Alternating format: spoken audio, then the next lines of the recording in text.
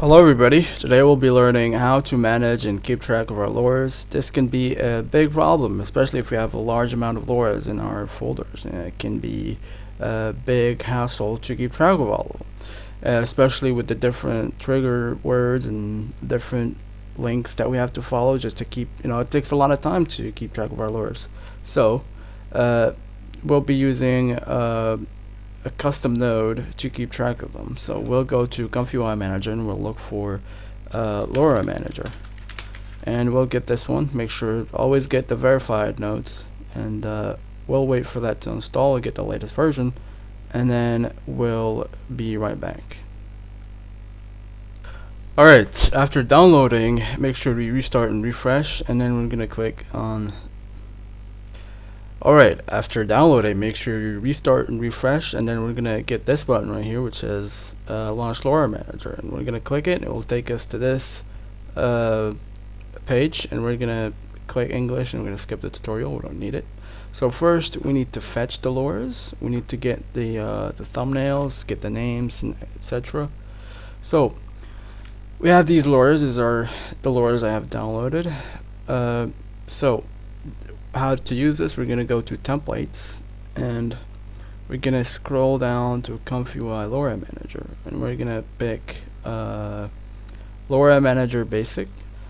Alright, we'll get this page, we'll get rid of this one and connect this one to the clip, trigger words to the trigger words, and the positive with the positive right here because this one is positive. So let's get rid of these placeholders. I'm going to use my checkpoint. So here we go back to the page of the LoRas, and we'll pick a LoRa. I'm going to use detail tweaker. So we're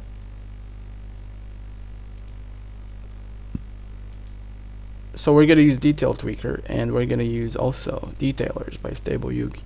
So because detailers by Stable Yogi does have trigger words, we get all the trigger words of detailers by Stable Yogi. So let's test it out. Let me just fix my LoRas.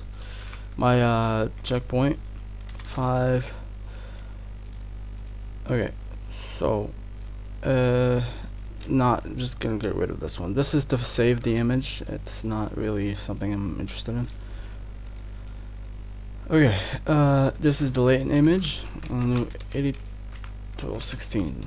So all I have to do is write a prompt without these trigger words. Of course you can, but they're already written here, so you don't need it. So I'll just write portrait of a woman close-up, face close-up. Alright.